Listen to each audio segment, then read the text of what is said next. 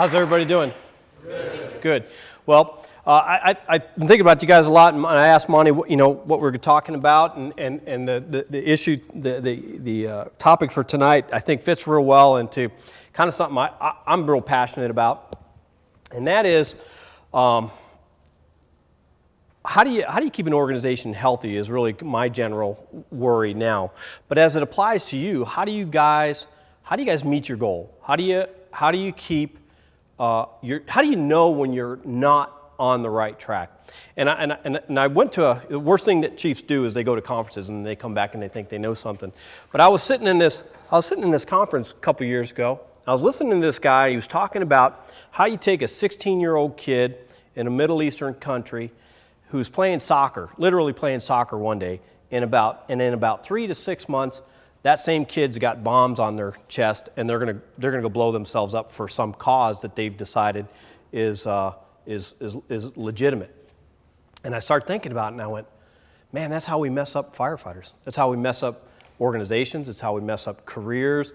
It's and every single person when you hear of people's careers coming to an end, either because they quit or because they blew themselves up, you could see them on this staircase. This guy's name is Fatali Moghadam, if you want to check him out on the internet, and his thesis is The Staircase to Terrorism.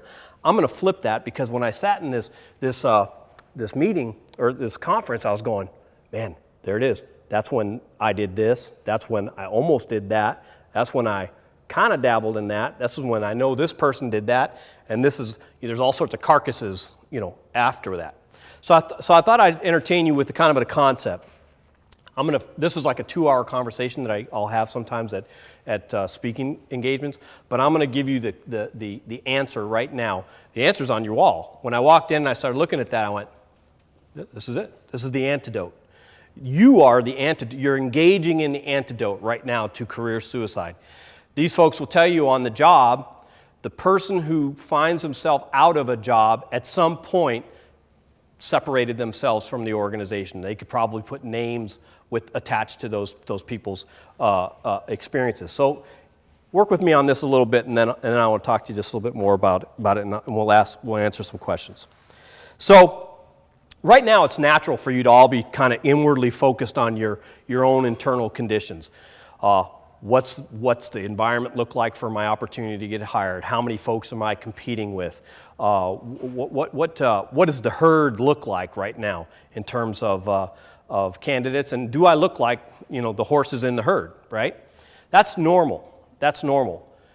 What this is, and thinking in terms of the abnormal, is too much inward focus on your own condition within the herd. Right? Some of you are out here. If you're out doing these skills courses today and you're focused on your pain, you're not focused on the goal and what it is that these guys are asking you to do. So somehow you got to reframe your mind to not focus on your pain, but to focus on what it is that the team is supposed to be doing. The next step, and you'll have to believe me that Fatali has this whole other kind of concept in mind, but it really is analogous. At some point in your quest here, the longer it takes you to get on the job, you're going to perceive a sense of injustice in this whole process. I'm not getting hired because of X, Y, or Z. You've just taken the next step up towards quitting or towards not meeting your goal. Remember, the antidote is here. The antidote is amongst staying inside your herd. The antidote is on this wall. The goal of you at that level is to somehow, hopefully through your mentors or through your counterparts, to shake you, and this is what your obligation is to each other, is to shake you out of that perceived injustice. If you start comparing yourself to folks who are getting on the job and you start thinking, well, I know I'm better than that, I know I can do better than this person, you're squarely on that next stage of failure. What you got to do is say, what is it what attribute do they have that made them successful, and how can I organically and legitimately acquire that. Not how can I fake them to make them think that I have it. How can I go acquire that? Y'all know the secret to getting on the job is through the membership, right? Get to the members. They will tell you what they're looking for. Fire chiefs don't hire anybody. The members hire everybody, right? Because I'm never going to work with you. So we defer all those first cuts to the membership. The next step on this staircase, if you will, if it goes unchecked, is now you start to displace anger. Now you're pissed off. You're perceiving injustice, and you're pissed off that the test was a bad test. Scottsdale has this assessment center. It sucks. You're starting to displace the anger of your not attaining your goal outwardly, all right? Big, huge warning sign. You've taken the next step towards quitting, all right?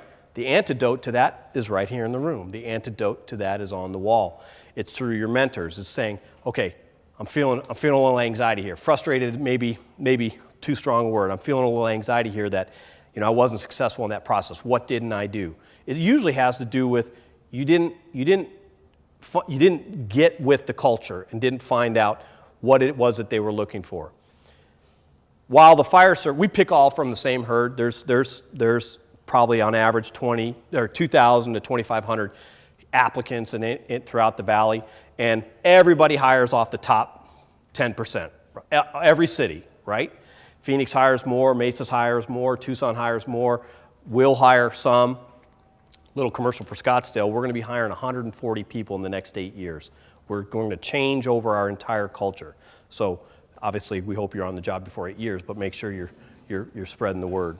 So keeping in mind that once you start projecting anger on somebody else that you're not meeting your goal, you are completely disoriented as to what your own personal goal is, and that is acquiring the skill set that you need to be successful in this culture, this family, right? That leads to, and in Fatali's world, that leads to the first true physical sign of vulnerability, and that is you then start to separate from the culture. There's a point in this group where if left untended and left unmentored, somebody who's struggling in here would naturally start to separate themselves from the group. You can't let that happen. When you're in the academy, you can't let that happen. Your mentors can't let that happen, because that's the first opportunity you have to really start to consider what is the next step, and that is alternatives to your goal. If your goal is to be a firefighter, there's no other goal, right?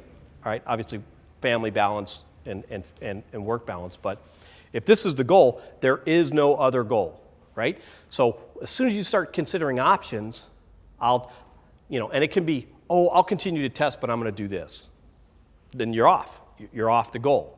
That may be okay. I mean, you may choose that this isn't your career, but you've taken that definitive step. Once you start to separate from the culture, you start to frame those options of doing something else, you're ready for what Fatali would call the final steps of legitimizing the final step. And the final step, especially in career suicide, is completely abandoning what the culture's got intended for you. Completely abandoning everything that's on the wall here. Completely abandoning everything that these guys have been talking to you about for the last 6 weeks, 8 weeks, right? And now you're starting to go your own way. What they're telling you and what they're teaching you is a proven and prescribed method to be successful in the fire service here in the valley. But once you start framing up what does it look like to not do that, you're on that final step. And so I share that with you because right now, as you're hearing this, hopefully you're kind of gauging at different times in this journey, and certainly in the academy, you're going to feel like, man, I'm in a weird place right here. The antidote, the answer to that is within each other.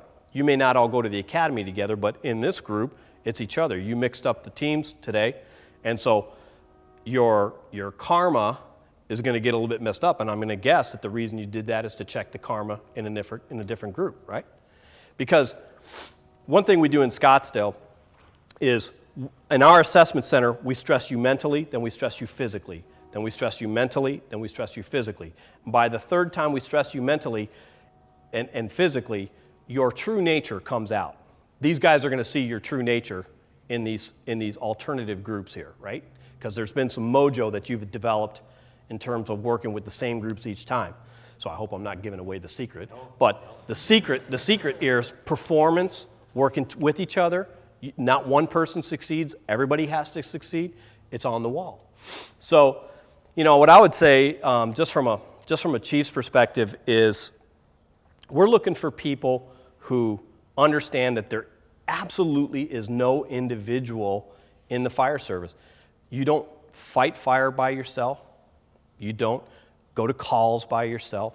You don't get promoted by yourself, and you certainly don't die by yourself, right, on the fire ground.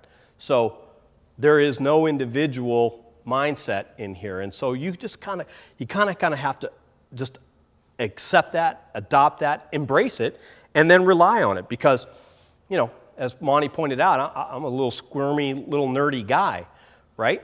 There's no way I was not going to be the guy to tear down lath and plaster, walls and roofs. But when you needed an attic rat, they called for the little squirmy guy, right? So everybody has their role. Everybody has their opportunity to contribute. And if you see yourself as an individual, you're on that staircase, okay? So that's just kind of a general concept that I like to talk about. I mean, it's a very long, deep conversation when we talk about it at conferences and stuff like that, because there is a method, there's an actual prescription as to how do I physically get you off that step? What's the tactic to get you off the step? We don't have time for that tonight, but it's on the wall. It's in this room. Hopefully you guys are going to have a long-lasting relationship with them after this class. You'll give them your contact information. You're going to coach them up. You're going to be available for them in the future. Certainly, people like Monty and I'd like to say myself have tried to do that my whole career. And you make that call. You make those. You reach out to those people who you think can give you the honest truth as to, okay, what do you think's working? What's not working? What should I do more of? What less of? So that's kind of what I wanted to talk to you about tonight. I mean, the adversity you're going to overcome tonight is probably going to be both physical and mental. I couldn't agree more. Everybody in the academy has something, right? I have had recruits. I've got a recruit right now that is physically capable. They need that crazy neuron that you can flip on in your brain that will push you past quit, push you past doubt.